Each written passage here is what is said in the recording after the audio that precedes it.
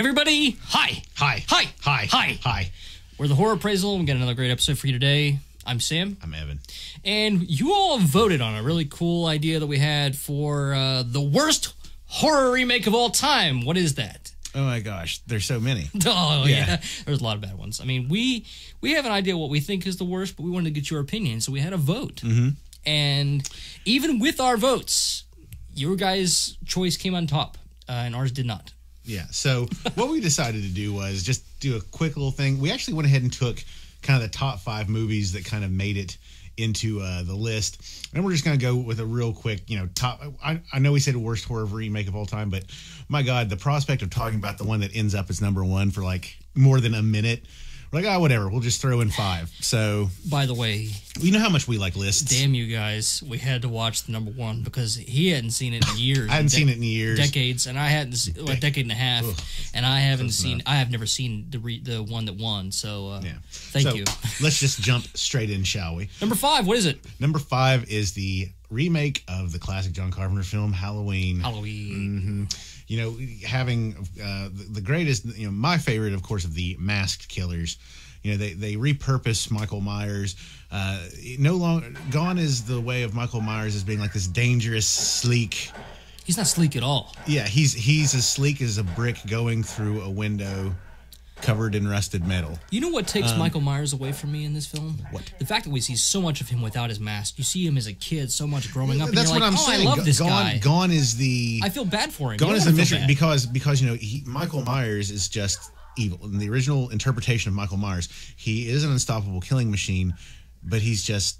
He didn't have mommy issues. He didn't have daddy issues. He grew up. That's what made it scarier is the fact that he grew up in a seemingly normal environment. Just evil. And it's like they had to justify Michael Myers' behavior by putting him in this horrible family, and he was a kid that grew up hurting animals. All the classic stuff. I really don't listen. Yeah, anybody would have. I don't hate Rob Zombie's other horror films.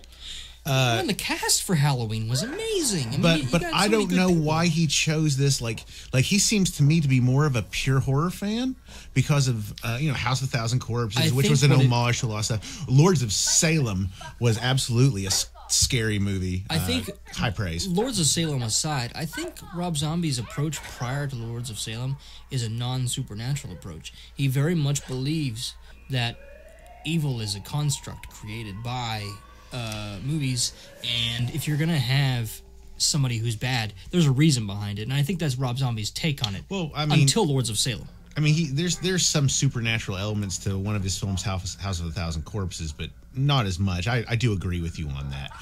But my point is, we're telling a story here, and so much of the, not to put this word in kind of a weird way with horror, but so much of the romanticism of it is lost, and the mystery of it is lost. It's not sleek. It's just brutal. Yeah. It's just straightforward. He's more like Jason. Yeah, we turned Michael Myers into... See, that has its time and place. The brute who's an unstoppable killing machine, who's like the Terminator. But Jason has a reason to kill. Right. But, like I said, Michael Myers didn't fit that niche. He wasn't supposed to have a reason. Yeah. Ever. Yeah. So I was also disappointed when we walked out of Halloween 6 or 7 years ago, whenever it came out. By the way, you all voted this in the top 5. That's not necessarily a film we would have put in the top 5. There's a lot of bad remakes out there. Yeah. But you guys obviously felt that it was kind of trampling on a classic. Yeah. Anyway, number 4. Number 4 is the remake of what year did this just come out this year or? It was 2013, I think, in theaters. The latest remake of the film Carrie. Carrie, Chloe Grace Moretz was Carrie in this film, and Julianne Moore was Piper Laurie's character. Piper Laurie originally played Carrie's mother, of course, in the original 1976 film, 77, somewhere in there. Brian De Palma's classic. Stephen King. I mean, how are you going to remake that? They did. It's the thing is, Carrie's a film that has not only been remade this one time. It's been remade a couple times. Once for television. Yeah. Was it? I don't know if it was like a miniseries or just a television movie. It was a miniseries. The thing is, the original story. Well, it's just that it's a very original concept and everything. I don't understand why this movie ever got remade in the first place. It was perfect. Yeah, I mean, because it's not. It's honestly, it's not. I want to choose my words carefully. It's not interesting. And I love Carrie. I love the book, and I like the original film. It's not interesting enough to remake again. I mean, you've got agreed. Yeah, she's a girl. It's an allegory for how the coming of puberty, is a horrible and terrifying thing, and of course she gets all these powers. Well, okay, we've been beaten to death with it. I don't need to see her kill her mother again. She gets picked on. It's just all they did was make it worse. I did the single review of this, and you know what I called it? Yeah, what? A money film. Yeah, I mean, they knew that it would get seats and they knew it would get butts in seats. With Julianne Moore, I called it a money role because she obviously wasn't invested emotionally in this role. I don't hate Julianne Moore like you hate Julianne Moore. I don't hate her, but she's been in some bad roles. I think I still think she's a good actress. I mean, if the original Piper Laurie portrayal of Mrs. White never existed, I would walk away thinking that Julianne Moore did a decent job. But it's just the fact that like she doesn't really channel the original actress, but like there's nothing new. There was no reason to remake this. I mean, the CG wasn't great. I mean, one point in remaking it was because it does, and the book is always better than a film, even the original. But like it does talk about like her when she leaves the school, like she basically destroys this whole town. You don't really get that element in the original film, Carrie. That and does they did come expand out in the remake. In the remake, they do expand on that, and I guess that's kind of cool. But like, this is still a movie that just had no reason to be made. And I commented on this also in the review that I did. Chloe Grace Moretz is a very beautiful girl and is not believable as somebody that the entire school would get behind to make fun of. And yeah, she's not a believable Carrie White. She's not. She's not ugly. Yeah, she is not Carrie. That doesn't make any sense. It does not. Yeah. Anyway, and I remember that being a big issue on the internet before it came out. Oh, really? Yeah. What's number 3? Go ahead and tell us number 3. Number 3 is the remake of the Wes Craven classic Nightmare on Elm Street. Deep Throat a Spike. This is terrible. This is an awful movie. Bad movie. We saw this in the theater. I think we've seen most of these in the theater. Yeah, well, okay, sorry. But anyway, yeah, here's the thing. I don't hate the actor. I don't hate Jackie Earle Haley. No one should ever play this role but Robert Englund. I mean, I don't hate the guy. I'm almost in tears over it. But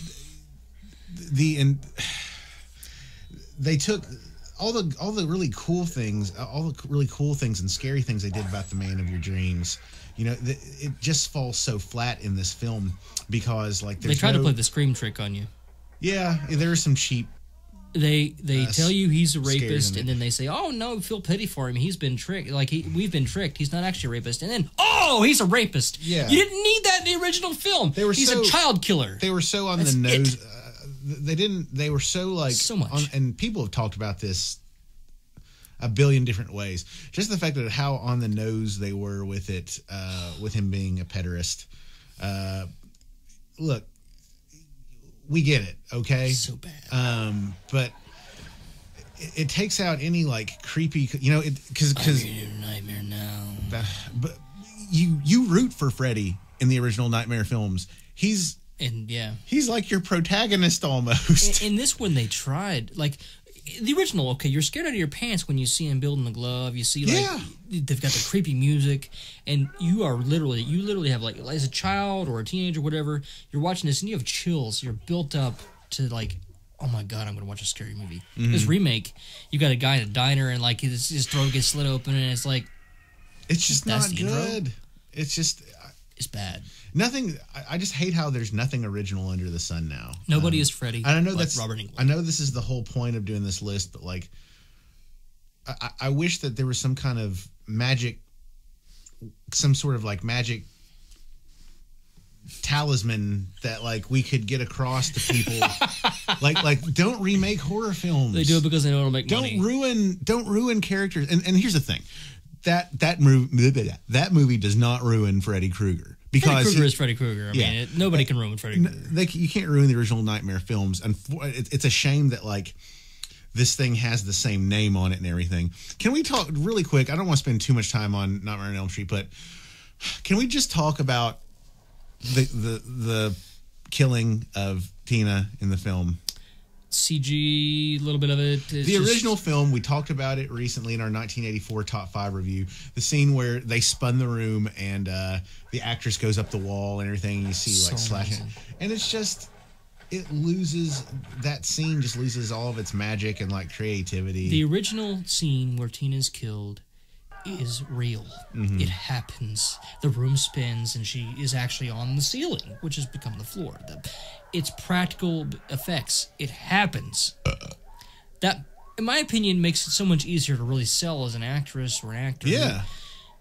You're spinning around a room and you're writhing around in an invisible around in pain. And an invisible force is slicing you open.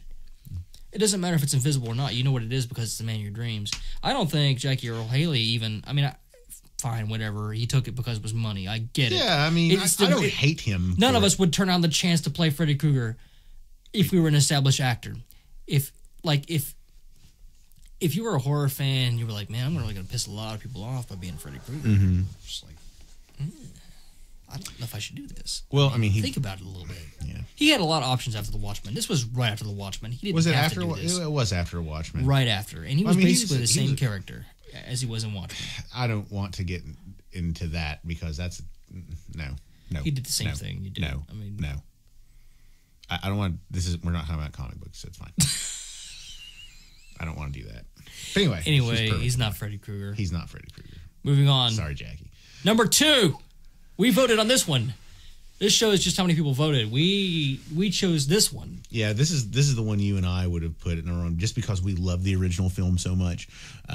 It's like the best ghost story film of all time. It's the remake of Hold on. Ooh. For those of you that follow our films, or follow our videos, it's the number 1 film of 1980.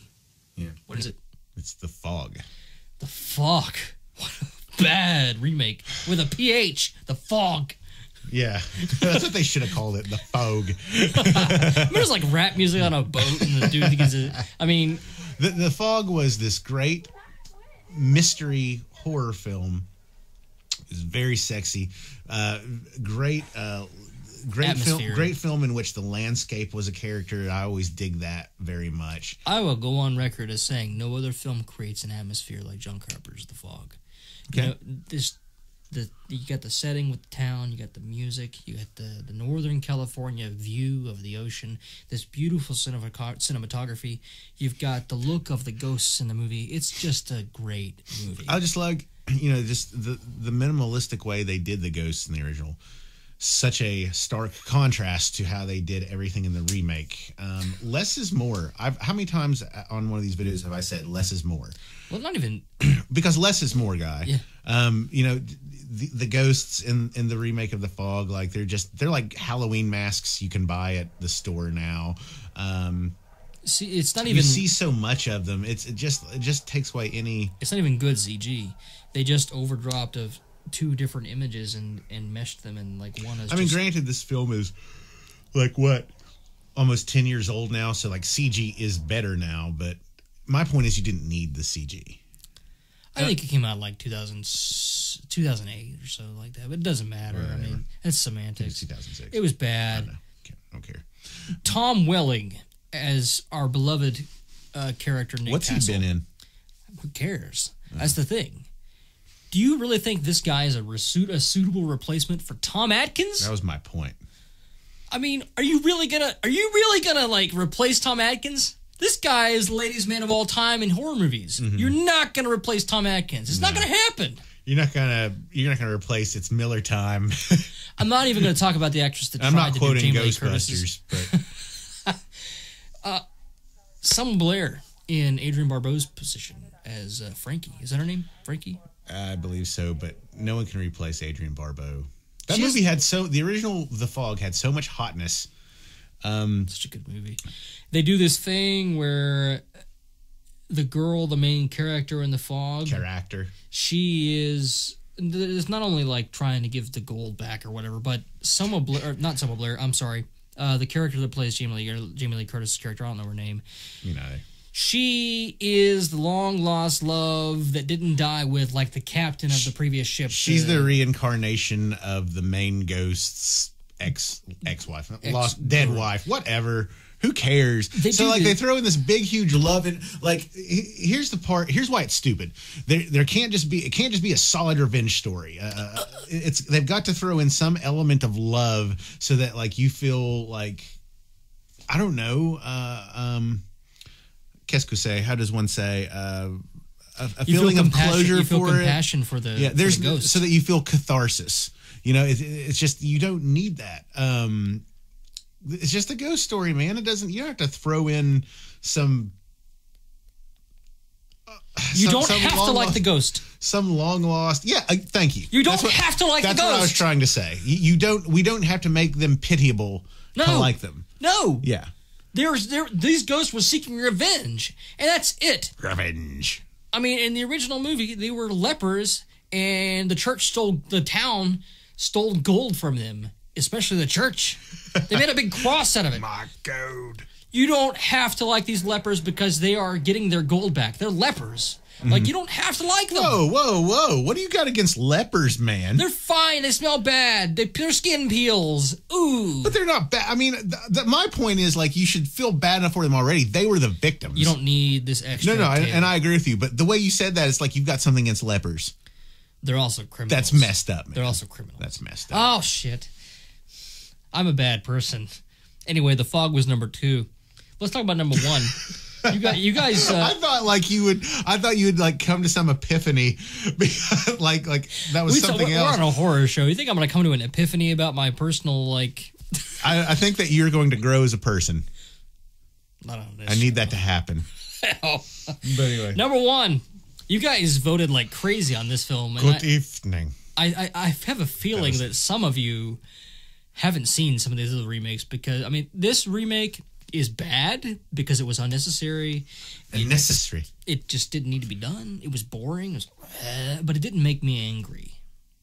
Yeah, I mean, this one, this isn't like the one that is my most passionate, horrible horror remake. But man, you guys really thought so. So that's what we wanted to make sure we honored that. You know, you guys voted in droves for it. Yeah. Well, anyway, I did the good evening of Alfred Hitchcock for a reason. It's the remake, the 1998 remake of Psycho. With Vince Vaughn as your Norman Bates character. You've got Viggo Mortensen as Sam Loomis. Viggo Mortensen is in this. Julianne Moore is Marion Crane's sister. The delightful Anne Heche. She is Marion Crane as a very flat character. She is no Janet Leigh. You've got William H. Macy, which is the awful. William H. Macy sucks. And the thing is, I used to take up for William H. Macy. Like that one kid, like you didn't want to see people pick on the playground. I used to take up for William H. Macy in the 90s and like early 2000s. And now, after seeing this, I want to dunk his head in water too and give him a swirly. I'm glad he died in this film. I'm glad you did. I mean, yeah. I mean, he's the PI that goes to investigate. But you know, the problems with this movie are numerous. Yeah, I mean, they wanted to. I don't understand why Gus Van Sant, who just the previous year had his name attached to like a really well-renowned film, he was nominated for Best Picture. He directed Good Will Hunting. Like now he makes this thing. It's like why? Like why was this movie made? Like gag. I mean, this movie was made obviously to make money, but like if you're going to remake something, why remake something exactly the way it was before, but only do it worse? Yeah, the pacing. It's like you're trying to compete with when you do a direct shot-for-shot remake like Omen did. Mm-hmm. You were basically saying, "I can do your film better." Yeah, and that ain't true. You're not going to beat Alfred Hitchcock. Do you know what's insulting about it is how stupid do they think we are? People who make people who make movies, but especially these types of films, you know, these companies, they think that you're the stupidest person that ever lived. They think the same thing about me and anyone else because they can make these pictures and people will pay money to go see it. They will, because it's not me. This was one of the first major remakes. We're pretty big snobs about the remake thing. Like we won't go see most remakes. I mean, before this film, you had The Thing, which was an amazing remake. Oh yeah, you had The Blob, which is a great remake. Yes, it is. And you've got this piece of trash, and people are like, "I'm going to go see that." It's not clever. It's not ours. You know, it's the fact too that the original Psycho. We can't even talk about what the original Psycho did for suspense and horror because it's It's a beautiful film. We don't have enough time, and everyone else has done it, so I don't want to do it.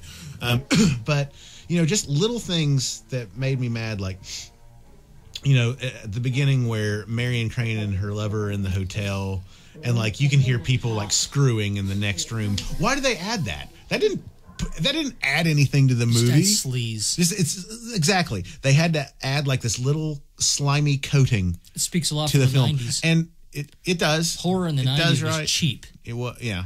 But also too, everyone knows the scene where like he takes the picture off the wall and he jacks off on the wall while and watching watches Marion her. Crane. And how does she not see a hole in the wall? Who's going to jack off watching Anne Heche? That's mean. Oh, it is mean. And I'm not a girl either. Yeah. So I wouldn't do that. God. But anyway, the point is, they had to add like it didn't add anything. Especially watching the character of Norman Bates. He doesn't evolve. Do that against a wall. Like, I mean, that doesn't add any. That doesn't add anything to him. If anything, he's just a creep. He doesn't even have a good acting when he jacks off. He's no dynamic character. What do you want in that kind of scene? Like, do you want like Sir Laurence Olivier, like caliber of acting when someone's doing that against the? Oh, I have done it. I have done it on the wall. I don't know if you know who Sir Laurence Olivier is. Zeus and Clash of the Titans, correct? Yeah. Okay, that's fine. Oh. Well, I thought you were doing like giving him an Austrian. How I would have done it. That's how I would have done it. All righty then. So, speaking of even the soundtrack for the Psycho remake, Danny Elfman repurposed it. You couldn't even tell it's Danny Elfman because they just cookie cuttered this movie. Well, you and I disagree on this a little bit. I mean, I don't know why they had to get Danny Elfman. He just did it. Like, all they needed was a program. You hated the fact that it was like that, but my point is, do you want an altogether new soundtrack for it? I want a soundtrack that at least approaches the greatness of the original. But if the point of doing it was to remake it and like make it almost shot for shot the same. If they're gonna make it shot for shot the same in the film, they need to make it bar for bar the same in the music. Okay, I have another problem with this movie too, and it kind of wrapping it up. Some of the shots. I hated the end reveal. Of course, see, this thing, you're remaking Psycho. There's no surprises. Everyone knows what happens in Psycho. That's the other reason why they didn't need to remake it. You can go for that with any remake, really. Even though that movie's 17 years old. But like the reveal of Norman Bates as his mother, like in the original, like there's like a swinging light and everything, and like just the way he comes around the door and like you see him in his crazy resplendency. You don't have that in this. And I remember being a little kid and watching that and being really frightened of it. But like it's done like in Shadow. It's like there's no punch to it. There's no reveal. It's a lion without teeth. It's like, yeah, we get it. And speaking of teeth, the corpse of his mother, man, she had a good set of choppers. And she wouldn't have lost them. I mean, they would stick around, correct? The teeth stay in the skull. I mean, I guess you think they'd rot out. So I think there is a farm over in India that has it's a skeleton perfect teeth farm. You get it? Return of the Living Dead. Oh, I'm sorry, but most cadavers do come from India. Ooh, because Return of the Living Dead taught me that. Yep. Yeah. Anyway, guys, I guess we had to talk about a good movie there at the end. So number 5, shoot. So top 5. Worst horror remakes of all time that you guys voted on. We'll go through it real quick. Number 5 was Halloween, directed by Rob Zombie. Number 4 was Carrie. Number 3, Nightmare on Elm Street. Number 2 was The Fog. And number 1, Psycho. No reason to ever remake Alfred Hitchcock. I'm just saying. We hope you are happy with your votes. We hope you're happy. That's how you said it. We hope you're happy with your votes. Anyway, I'm Sam. I'm Evan. We've got our top 5 for 1986 coming up soon. Also, we've got some movies ordered from Scream Factory that we want to watch and do some reviews on, so we're going to have that come up for you too. Please watch, comment. Absolutely. If you guys have anything you want us to review, subscribe. If you guys have anything you want us to review, tell us. We'll do requests, or we'll look into it. We'll debase ourselves for you. Yeah. Anyway, you guys have a good day. Bye. Thanks.